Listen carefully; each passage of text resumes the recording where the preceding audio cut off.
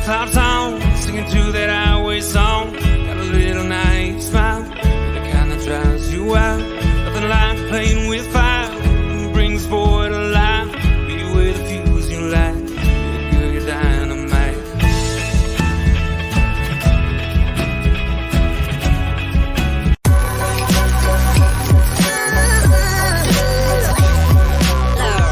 The following is a presentation of the Belly Up Sports Media Network.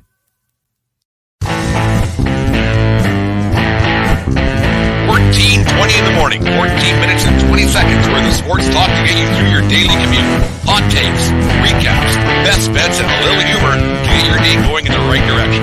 Sit back, grab your coffee, and let's get into it. All right, away we go. Another show, 14:20 in the morning for this 29th day of November 2023. Today's show, as always, is brought to you by SeatGeek.com, the SeatGeek app. Use promo code 1420pod at SeatGeek.com today and save yourself $20 on your first purchase over there at SeatGeek. Remember, we are part of the Belly Up Media Network. Go to Belly Up and Friends over there on Spotify to catch up on all the great podcasts that are on there. It's growing and leaps and bounds over there at Belly Up and Friends, and also check out bellyupsports.com for all the great sports articles that are on there as well. That's all over there at Belly Up. We do it all here at the Belly Up Media Network. Thank you very much for all those who listen to the 1420 Sports Bar podcast and 1420 in the morning, and check out our own website, the 1420 Sports Bar, on a daily basis. We're trying to improve that, get things going there a little bit more, make it more modern. But I'm not a web developer. I just play one on TV. But that's one of those things. Anyways, the shoe dropped yesterday. I missed all the Corey Perry news. We'll get to that in half a second. Patrick Kane signed a one-year deal for $2.75 million with the Detroit Red Wings. I think it's a great deal for the Red Wings and for Kane. Kane's coming off that hip resurfacing surgery over the offseason. He got to showcase what he had. He rehab and everything else, and he's ready to go. It's kind of funny who they might start against. We'll get that in a half a second here, but it's a great deal for Kane to go and play with a Detroit Red Wings team who's very good in a very tough Atlantic division. He's hooking up with a former teammate of his with the Chicago Blackhawks and Alex DeBrincat. Perry had, or not Perry, sorry, it's on the mind, right? Earworms. Kane had a good year on a bad Chicago team last year before he was dealt to the New York Rangers at the deadline to try to bolster that Rangers lineup. It didn't work very well for the Rangers. They were bounced in the first round of the playoffs last year by the New Jersey Devils, who are struggling a little bit, which is quite surprising right now. We'll get back. We'll talk about that maybe tomorrow. Kane, he's a great offensive player, probably one of the greatest American players in the history of the game. He 35 years old. He has a hip surgery. He's got a lot of miles, but he has a Stanley Cup pedigree. He has that. He can dance with the puck still. There's no getting around that. Does he have the speed to keep up with today's game? Probably not, but I don't think that the Red Wings are looking for that right now. Steve Yzerman, he's a very smart hockey guy. Probably did his homework and everything else with everything going on there in Detroit. They're 11-6-1, I believe, right now. So they have a few games behind to catch up, but they have a very good team that can do a little bit of damage in that Atlantic division. That's pretty wide open. You look at that Toronto Maple Leafs team. They got the win last night in the shootout. So they only have 5 regulation wins so far, and they're not doing so well. But so the Detroit Red Wings found a spot, found a place for Kane, and they did it at the right time. I think that making that deal yesterday, what wasn't so much about the Red Wings getting Kane, it was about the other teams that might have been in the sweepstakes, in the hunt for a guy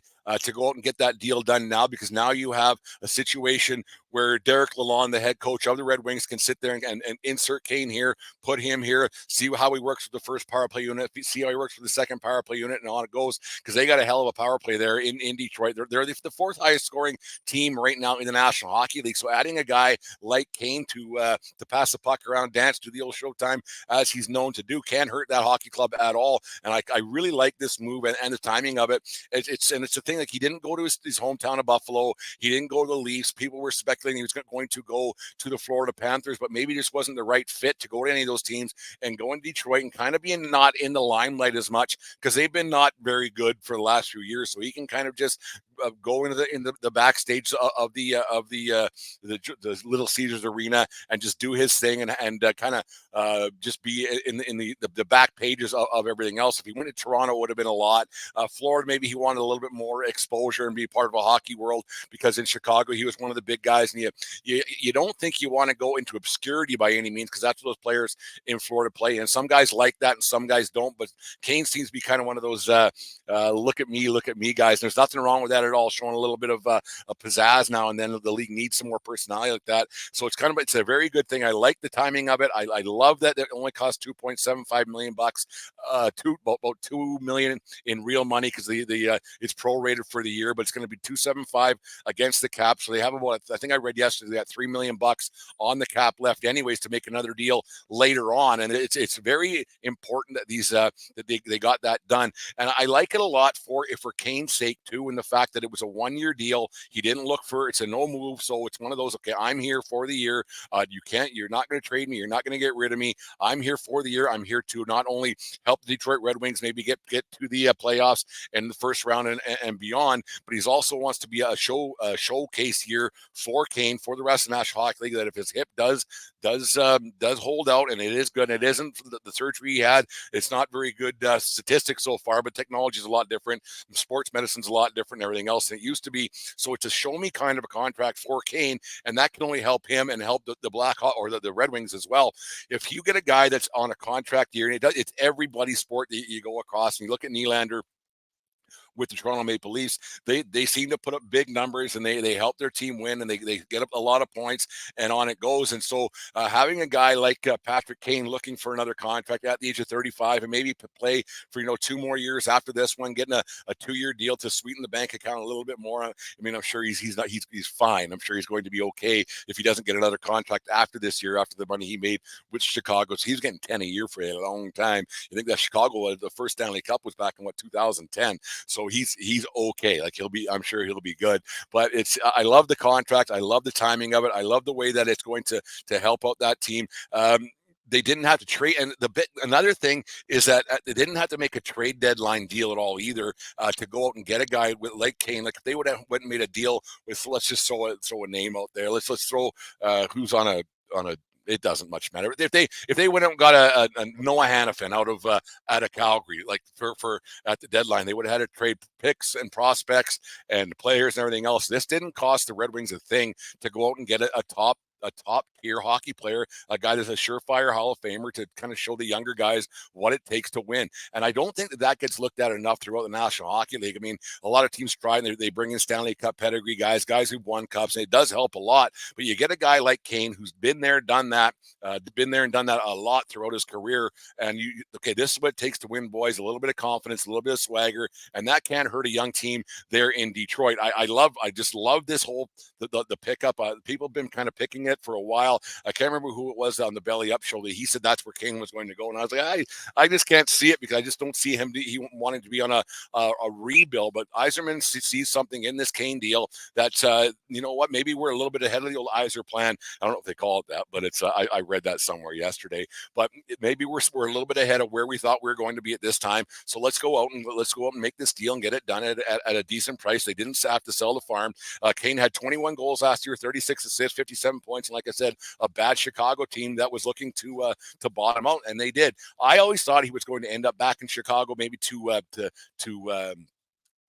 be the Bedard guy, but the Chicago's getting away from that back the back history and everything else. We're gonna get to them in half a second too with the Corey Perry situation. But I really like the it's a huge upside. I can't see any negatives about this deal at all. He's the third highest scoring American of all time. He's gonna add to those totals. He's only behind Brett Hall, who's kind of American. He's kind of Canadian too, but one of those things. And Mike Modano as well, who's a former Detroit Red Wing, who kind of got screwed over at the end of his career in Detroit with Mikey Babcock not playing him in certain situations. to get the, I think it was the 1100th game or his 1000th game of his career. I can't remember which one it was, but I just love that deal. I think it's, are the Detroit Red Wings a Stanley Cup contender now? Probably not. They're probably a couple of years away, but this can't hurt. And if Kane can have a decent season with the Red Wings, and that hip can hold out and they can go out and win around, you just never know. And in the East, you look at the Eastern Conference, no one expected Florida to get where they got last year. So having a Kane and winning around it isn't out of the realm of possibility. They're a better team right now than Toronto. They're a better team right now than Florida. Sure, they're going to try to chase them. And Boston's kind of taken a bit of a tailspin, losing 3 in a row, I think, right now. So you got to think that they struck the Red Wings and Yzerman struck while the iron was hot and say, let's go out and do something now. Get this thing going. See what we got, and then if we can make another deal later on, it's going to help 100%. And they can see what they got, and there's zero negatives with the whole thing. The only thing that's kind of up for debate is whether the hip's going to hold out and whether Patrick Kane's going to get to wear his number 88. Daniel Sprong is wearing 88 right now for the Red Wings, so I'm fairly certain that Mr. Sprong's bank account or wallet got a little bit thicker, a little bit larger today, because it's usually the way that works out. A guy of Kane's pedigree isn't going to change his number for a guy named Daniel Sprong. I never even heard the name Daniel Sprong until yesterday. Then when I looked up what number were available for the Red Wings, but turns out Mr. Sprong's probably going to be a little bit richer, or might have a nicer watch wearing today from Mr. Patrick Kane, giving him a bit of a deal. And the kind of the interesting timing of this whole thing is, I think tonight the Blackhawks play the Rangers at Madison Square Garden, so it might be a bit of a homecoming. And then tomorrow night the Red Wings play in Chicago, or the other way around, Chicago's with the Red Wings. It doesn't much matter. So the next 2 nights the Red Wings play Kane's 2 former teams that he played for just last year, and then a long time obviously with the Chicago Blackhawks. So it's kind of interesting timing to get that deal done. I haven't read anything today whether or not Kane is playing in these 2 upcoming games. It would be kind of neat if he did, to see him go out there in a number 88 against his old teams and show time and maybe get a couple of points and see how that goes. It's going to be an interesting thing to see how it goes. And hockey's been really good as of late. Get rid of all the other crap that me and Dave talked about. And make sure I got it up on YouTube later last night, so make sure you guys go and check that out if you're just interested in that part of it. You're not a football guy and you just want to see the hockey part of the things we talked about the other night. It's very, very good conversation about the National Hockey League and all the crap that they got going on with the Players Association, Director of Player Safety, and the flurry mask and everything else. We had a very good conversation, so make sure you guys go and check that out later on today, but on YouTube, and subscribe while you're at it. But yeah, I watched the Oilers game last night, and they're rolling a little bit. We talk about it don't matter what, it comes back to McDavid. He's the biggest star in the game right now, and he's rolling last night. 3 more points last night. So he probably a couple of weeks ago he's the 90th or 110th in league scoring. He got 3 more points last night in that the shootout win over the Las Vegas Knights. And can we please maybe go back, and I'd like to hear people's thoughts on this. There was 2 games last night that went to a shootout. One was Toronto and Florida, and that one ended goofily. And then the Edmonton Vegas Golden Knights game last night that went to the shootout as well. And Edmonton ended up winning, and Toronto winning in their game respectively. But the Toronto one kind of was weird because there was a goal. I was watching it this morning. Eyes were still a little bit hazy, bright and early this morning, getting ready to do this show. And there was a double tap that I barely saw. You could barely see, and the Florida Panthers thought that they won the hockey game. Toronto players were leaving the ice, and all of a sudden it got reviewed and it didn't happen, and on it goes. And Toronto ended up winning that game. And then you had the shootout win by the Oilers last night that took, it's 3 shots. There was the one shot by the Vegas player. He might as well turn around and shot the other way onto his own goalie. He missed the net by so much. But can we please maybe revisit not having the shootout? I've been against it for a very long time. This goes back to my days playing hockey, which is a long time ago. We lost out to go to the playoffs on the last day of the season by losing in back-to-back nights on shootouts. So partially my fault, I guess, when you look back on it. But I've never been a big fan of the shootout, no matter what, whether my personal feelings or my personal vendetta is against it. But it's one of those things I've never thought that 2 players should decide a hockey game. You play for 65 minutes, and then it's down to a shootout, and it stinks to high heaven to me. I've never been a fan of 2 guys deciding a hockey game like that. If it was a penalty shot and with the second left, one other guy had to trip somebody or whatever might have had to happen. So that I get get that. I've heard that argument before that it does happen. But this is a situation we have guys battling it out.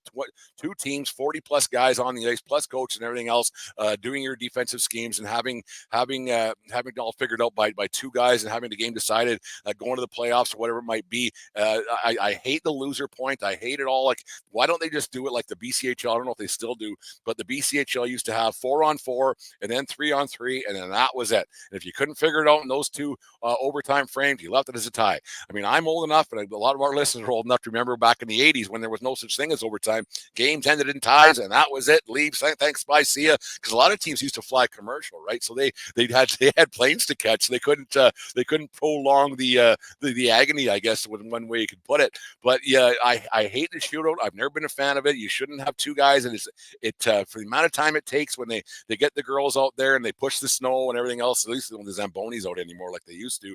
But I hate it. I've always hated it. It's time to get rid of the shootout. It's time to revisit that.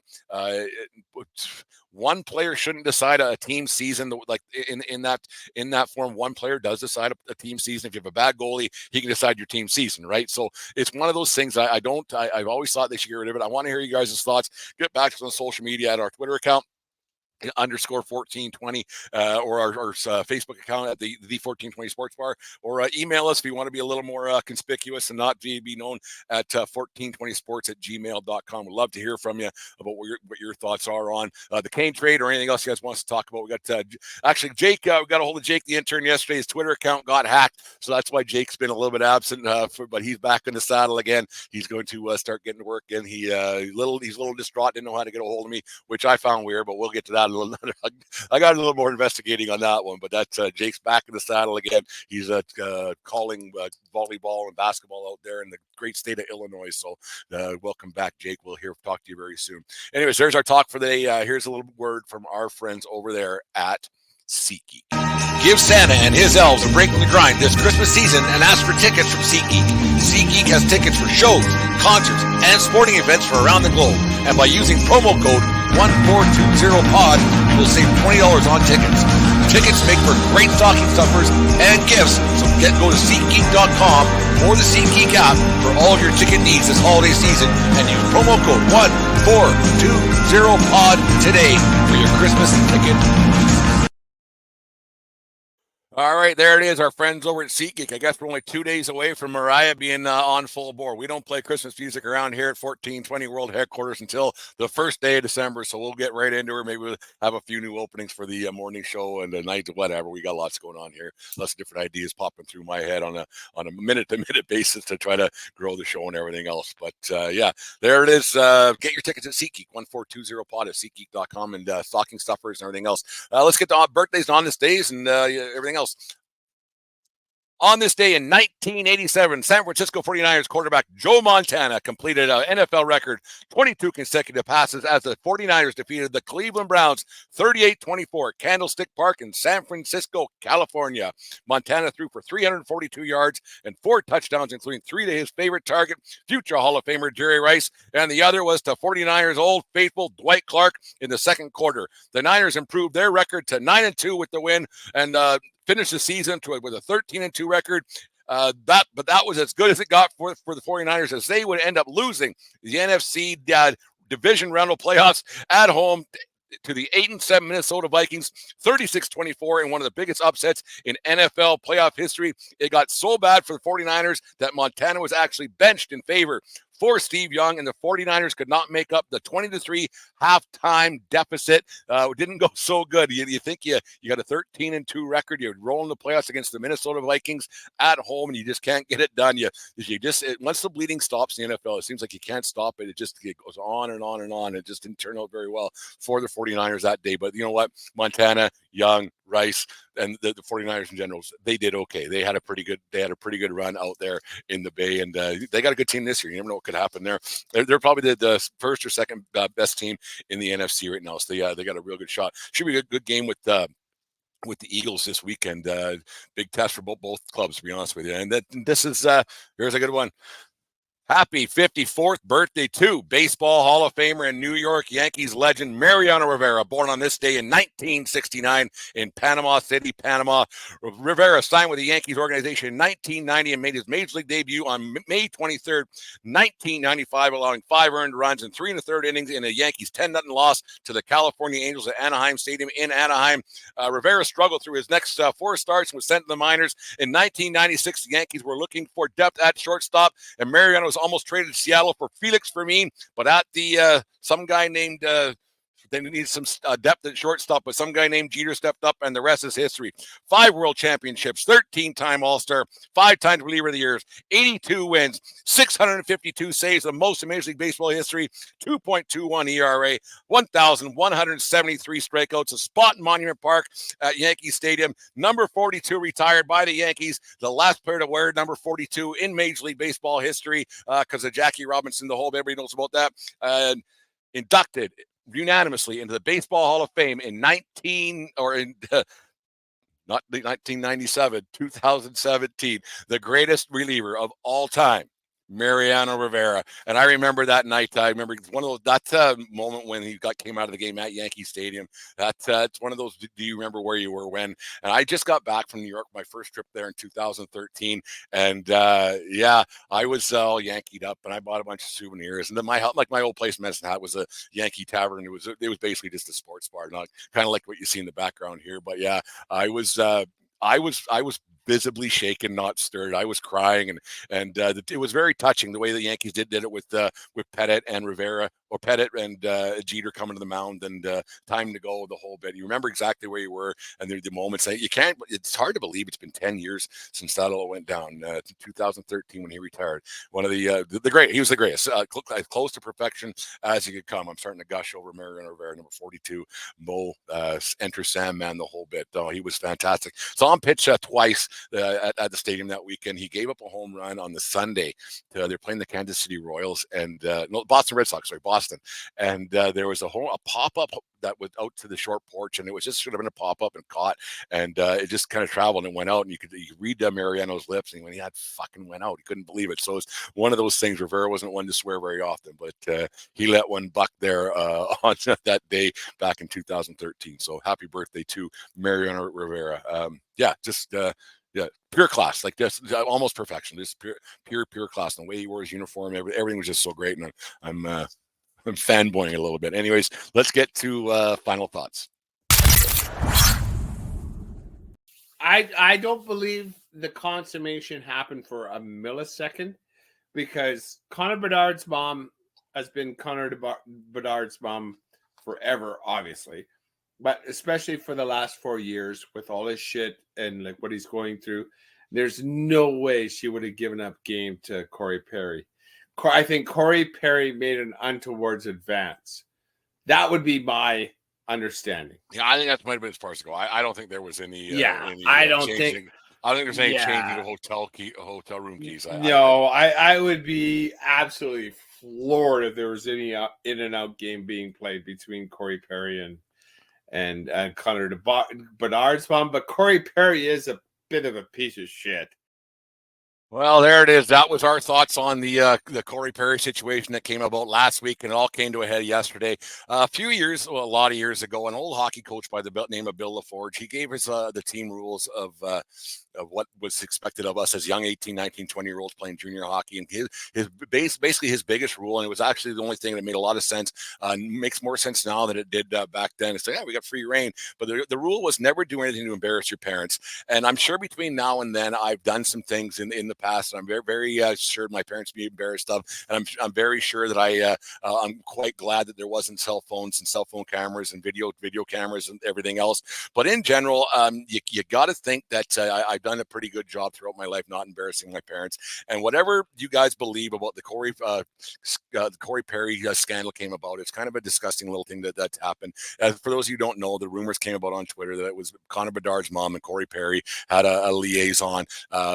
Yesterday, the GM of the Chicago Blackhawks, Kyle Davidson, he was very clear that it was not the Perry getting released had nothing to do with anybody on the Chicago Blackhawks playing staff or any of the families. And he was visibly shaken about having to give that kind. He said it was disgusting. He said it was awful that would come up. And you think that the fall from the it doesn't make a whole bunch of sense how the rumor mill started on Twitter and how they picked on Connor Bedard was easy pickings for Twitter trolls and everything else. There's 20 other players whose moms were on that trip as well, and for it to be Connor Bedard's mom it was low lying fruit, and people took with it, and they're still running with it today. People are still talking about today on Twitter and everything else. You only have to go as far as the Hyundai commercial that features Connor Bedard and his mother on the on TV. And yes, it's all staged. I understand that. And yes, it's an act and they're doing that. But if there was any truth to that rumor, that commercial would have been pulled in a second, because I'm sure the Hyundai advertisers, the Hyundai executives were like, holy Christ, let's get to the bottom of this right now. And if it's true, we got to pull this commercial because that's bad publicity. They don't want to be associated with bad publicity. So they would have gotten rid of that commercial right now. But it was on Hockey Night last night, and it hasn't gone away. It's just too bad that it has to happen. It's too bad that the society has to bring a kid down that's at the top of his game right now, and just learning how to be a pro. He's learning how to be away from home for not the first time, but like really away and in a big city, and money and everything else, and the pressure that comes with being a professional hockey player. Like I mentioned earlier, when I was 18, 19 years old, I was just in the big world of Bonnyville, Alberta, playing junior hockey, and I thought I was something, and I really wasn't. This kid's playing in the National Hockey League at the age of 19. He's got to be scared shitless on a daily basis. He's got to have a lot going through his mind. He's learning how to do things, and you know what? He's a hockey player. He's just a hockey player. It's all this kid is, and people should try to look back when they were kids and realize, holy Christ, this kid is he's young, he's small. Yes, they go through training. Yes, they go through the media training and everything else, and they have life coaches and strength coaches and this coach and between the ears coaches and everything else, and they have people sheltering him. But you know what? At the end of the day, he's a kid. Remember when you were 18, the mistakes that you had made, and if somebody said something about your parents, you probably got a little bit upset. So these Twitter trolls who decided to make it, yes, me and Dave talked about it, but we pretty much debunked those rumors right off the bat. We laughed about it because there's no way, and that was on Monday night before Perry was actually released, which was yesterday. A lot of things that go on in the world that we really have to think, you know what? Let he who is without sin cast the first stone. And it's ridiculous to think that somebody had to start that rumor. And the way it went on, like, we may never hear what happened. We may never hear why Perry was suspended.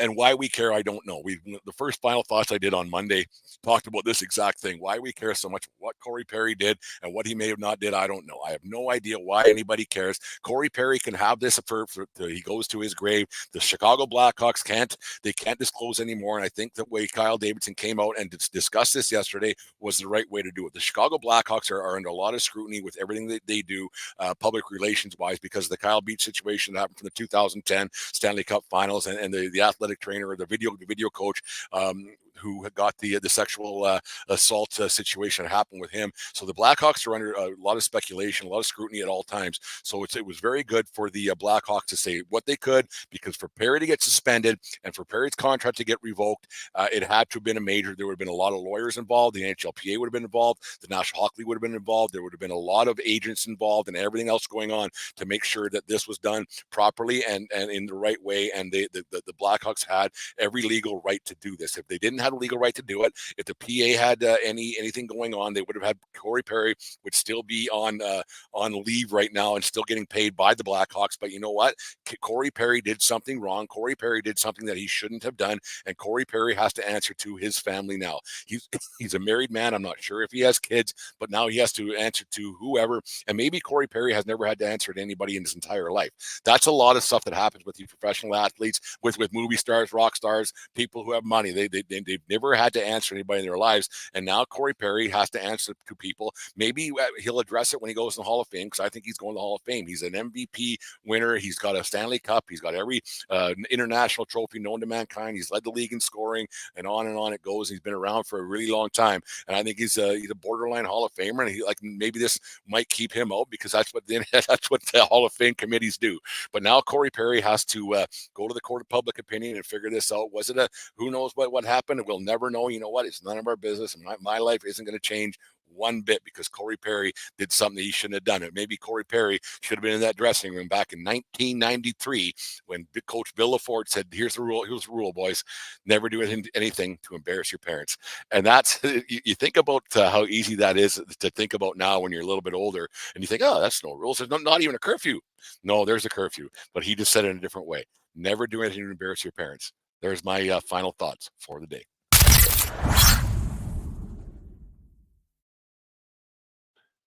Anyways, there's 14:20 in the morning for this 29th day of November. 2 days left in the month before she's ho-ho time right across the 1420 World Headquarters Nation and everything else. So make sure you guys go out and enjoy your day. Have a great day, and make sure you guys talk to people about the show and everything else, and spread the good word of the 1420 Sports Bar podcast. And remember, it doesn't matter where you are. It's who you're with. Have a great day, folks, and we'll talk to you tomorrow.